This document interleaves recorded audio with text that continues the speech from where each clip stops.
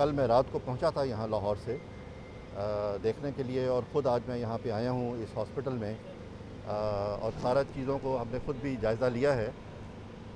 جتنا ان کا ریکارڈ تھا وہ اپنے قبضے میں لیا ہے، اور جو ان کے آپریشن تھیٹر ہے اس کو بھی ہم نے سیل کیا ہے۔ وہاں پہ اس کی انفیکشن لیول کو دیکھنے کے لیے اس کے جو کلچر سویبز ہوتے ہیں وہ لے کے ہم نے لیبارٹری میں بھجوائے ہیں۔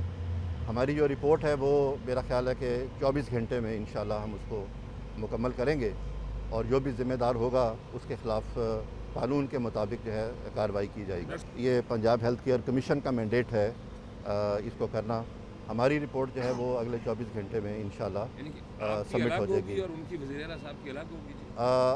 جوائنٹ رپورٹ بھی ہو سکتی ہے، لیکن یہ ہے کہ ہم کیونکہ علیحدہ مینڈیٹ ہے قانون کے مطابق، تو ہم اپنی رپورٹ جو ہے وہ بھیج دیں گے۔ 16 افراد تھے، جس میں سے 4 کی جو آئی سائٹ ہے وہ یعنی ٹھیک ہے، وہ متاثر نہیں ہوئے ہیں۔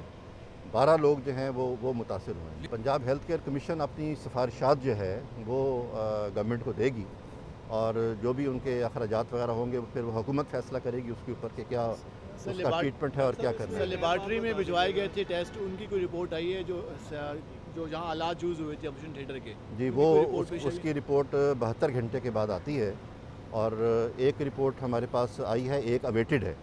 وہ جو دوسری رپورٹ آئے گی اس پہ فیصلہ ہوگا کہ ایکچوئل کیا پوزیشن تھی یہاں۔ جی، ان سے ان کے ساتھ ہم رابطے میں ہیں، اور تقریباً سب لوگوں کے ساتھ ہم رابطے کے اندر ہیں۔ یہ جو ایشو ہے ان رجسٹرڈ دوائیوں کا، یہ کافی عرصے سے یہ چیز جو ہے اس کا باز گشت جو ہے وہ آتی رہتی ہے۔ یہ بنیادی طور پہ جو ڈریپ کا ادارہ ہے، ڈرگ ریگولیٹری اتھارٹی، یہ ان کا مینڈیٹ ہے کہ اس کو دیکھیں۔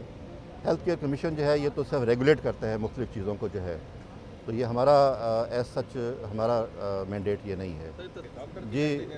جی ان کی نیگلیجنس ہے ڈاکٹر کی جو ہے، اس میں کوئی شک والی بات نہیں ہے، لیکن اپنی رپورٹ جو ہے یہ 24 گھنٹے میں ہم، کیونکہ اس میں ٹیکنیکل وہ جو رپورٹ ہمیں ایک اویٹڈ ہے لیبارٹری سے، اس کا انتظار کر رہے ہیں، وہ آ جائے گی تو پھر ہماری رپورٹ جو ہے وہ چلی جائے گی۔ ایک منٹ سر، ایک منٹ ہے نا بھائی،